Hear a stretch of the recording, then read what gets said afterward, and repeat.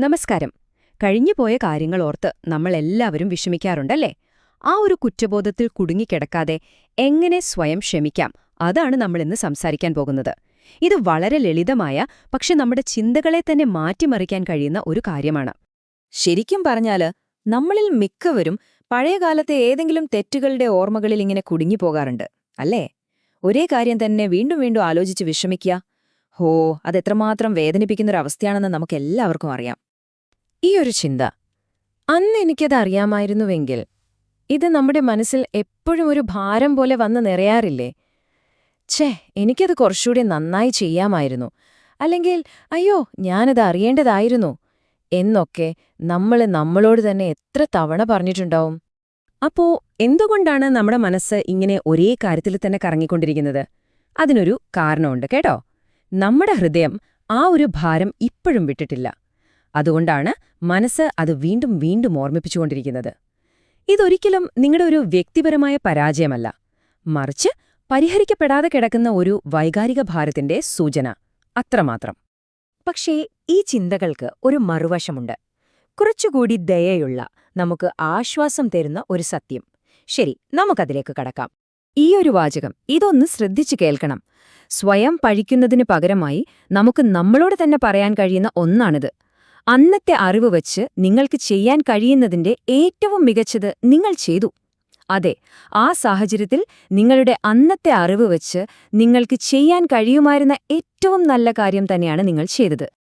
അതെ, ഇത് നമ്മൾ അംഗീകരിക്കേണ്ട ഒരു സത്യമാണ്. അന്ന് നിങ്ങൾക്ക് ഇതിലും നന്നായി അറിയില്ലായിരുന്നു, ആൻഡ് ദാറ്റ്സ് ഓക്കേ, അത് സാരമില്ല. പഴയ കാലത്തെ അറിവില്ലായ്മയുടെ പേരിൽ ഇന്ന് സ്വയം ഇങ്ങനെ ശിക്ഷിക്കേണ്ട ഒരു ആവശ്യവുമില്ല. ഇവിടെയാണ് നമ്മുടെ ഉള്ളിലെ രണ്ട് ശബ്ദങ്ങൾ തമ്മിലുള്ള വ്യത്യാസം വ്യക്തമാകുന്നത്. ഒന്നാമത്തേത് നമ്മളെ തന്നെ പഴിക്കുന്ന ആ ശബ്ദം. അത് നമ്മളെ എപ്പോഴും ഭൂതകാലത്തിൽ തളച്ചിടും.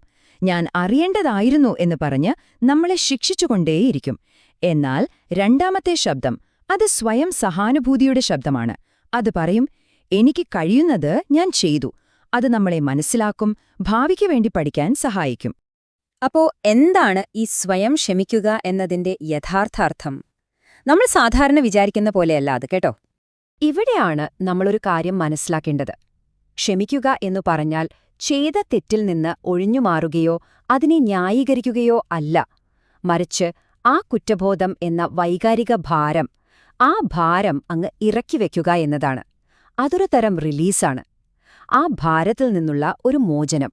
ഒന്ന് ആലോചിച്ചു നോക്കൂ, നമ്മുടെ ഉള്ളിലുള്ള ആ വലിയ ഭാരം, ആ കുറ്റബോധം, അത് പൂർണ്ണമായി അങ്ങ് ഒഴിയുമ്പോൾ. അതെ, അപ്പോൾ മാത്രമേ നമ്മുടെ ഉള്ളിലെ സമാധാനത്തിന് അവിടെ തങ്ങാനൊരു ഇടം കിട്ടുകയുള്ളൂ. ആ കുറ്റബോധം ഒഴിഞ്ഞുപോകുന്ന ആ സ്പേസിലാണ് സമാധാനത്തിന് വന്നിരിക്കാൻ കഴിയുന്നത്. ശരിക്കും പറഞ്ഞാൽ ആ ഭാരം ഇറക്കിവെക്കുന്നത് സമാധാനത്തെ നമ്മളിലേക്ക് ക്ഷണിച്ചു വരുത്തുന്നതുപോലെയാണ്. ശരി, അപ്പോ ഈയൊരു ആശയം നമുക്ക് മനസ്സിലായി. ഇനി ഇത് എങ്ങനെ നമ്മുടെ ജീവിതത്തിൽ പ്രാവർത്തികമാക്കാം എന്ന് നോക്കിയാലോ? അതിന് വളരെ ലളിതമായ ഒരു വഴിയുണ്ട്. ചില ദിവസങ്ങളിൽ പ്രത്യേകിച്ച് കാരണമൊന്നുമില്ലാതെ നമ്മുടെ നെഞ്ചിലൊരു ഭാരം പോലെ തോന്നാറില്ലേ?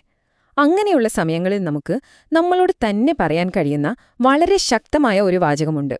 ഇതൊന്ന് മനസ്സിൽ പറഞ്ഞു നോക്കൂ. ഞാൻ എന്നോട് ക്ഷമിക്കുന്നു, ഞാൻ സമാധാനം തിരഞ്ഞെടുക്കുന്നു. ഇത് വെറുതെ പറയുന്നൊരു വാക്കല്ല, ഇതൊരു തീരുമാനമാണ്. ആ കുറ്റബോധമെന്ന ഭാരത്തിന് പകരം സമാധാനം തിരഞ്ഞെടുക്കാനുള്ള നമ്മുടെ തീരുമാനം. അപ്പോ പോകുന്നതിന് മുൻപ് ഒരു ചോദ്യം. ഇന്ന് ഈ നിമിഷം നിങ്ങൾക്ക് ഇറക്കിവെക്കാൻ കഴിയുന്ന എന്ത് ഭാരമാണ് നിങ്ങളുടെ ഉള്ളിലുള്ളത്? ആ ഭാരം ഇറക്കിവെച്ച് സമാധാനം തിരഞ്ഞെടുക്കാൻ നിങ്ങൾ തയ്യാറാണോ? ഒന്ന് ആലോചിച്ചു നോക്കൂ.